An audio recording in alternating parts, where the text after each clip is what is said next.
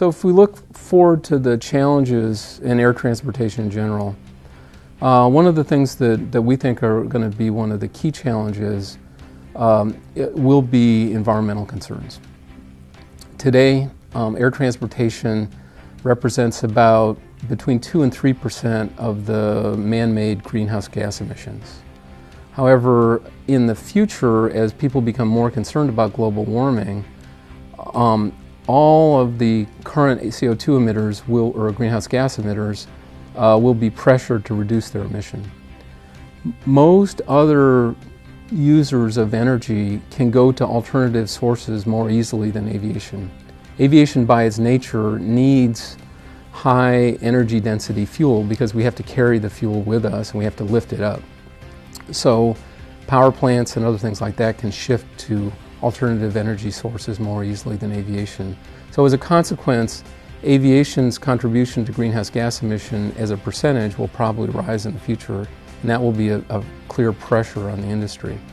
So we've been very interested in what we could do to mitigate that. There are a number of things you can do. There's sort of 3 or 4 main categories. One thing you can do, which we're working on, is to try to design more fuel-efficient airplanes, either new airplanes or retrofits. It turns out new airplanes have a lot of potential, but modern commercial airplanes are in the inventory for 30 years or so. So that doesn't happen real quickly. It's going to take you a long time to really change the fleet. You can do retrofits, and that's fairly efficient and can happen. And people are doing that. You'll see airplanes being modified with winglets and things like that, so we can make some changes. The thing that we can do fastest is actually to change how we operate the airplanes.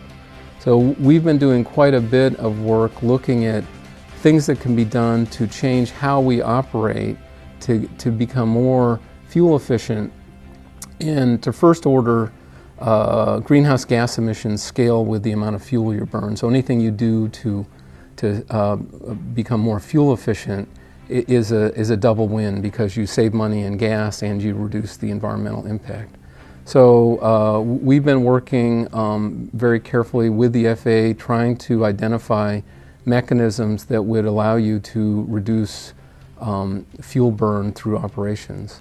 And there's some straightforward things you can do. One thing you can do is to slow the airplanes down a little bit or better match the airplane to their most optimal speed.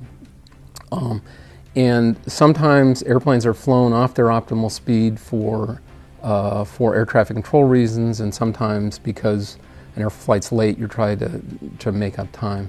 So we've been sort of looking at ways to allow that from an air traffic control standpoint, also to allow airplanes to be operated at their most efficient altitudes. We've been looking at techniques on how you do approaches and departures that would be more fuel efficient. In particular, today we have new navigation sources. Everybody knows about GPS. It turns out we don't really take advantage of GPS as much as we probably should. So there's a significant move to shift to more GPS-based procedures. We call them required navigation, RNP, required navigation procedures, that allow you to fly more creative trajectories into airports. However, at busy airports, the issue isn't just one airplane. You have hundreds of airplanes that have to be kept apart from each other. So it's not such a simple thing to do to suddenly change the procedures. As we move to this, we can do also more fuel-efficient procedures. So one procedure we've been involved in developing is something called the continuous descent approach. So jet engines are more efficient when they run at high altitudes. So the idea here is that you try to minimize the amount of engine thrust you develop at low altitude. So you bring the airplane in higher than we do today, and then essentially begin your descent and never level off. In a traditional approach today, we typically level off several times. On the continuous descent approach, you come in high, and then you basically descend all the way in.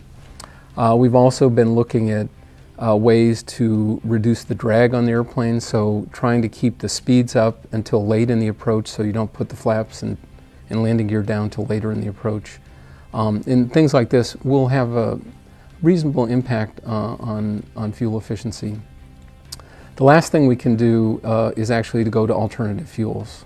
So there is a lot of work being done trying to look at alternative fuels which do not come from a source would have as significant greenhouse gas emission. So, certain biofuels, particularly fuels that are generated from non-food sources, things like from algae or certain other grasses or things like that. So there's a lot of activity going on there looking at alternative fuels. And in the future, that's probably the biggest wedge or way for us to reduce the overall greenhouse gas emission. But of course, aviation is going to be competing with all the other users of fuels for fuels of that type.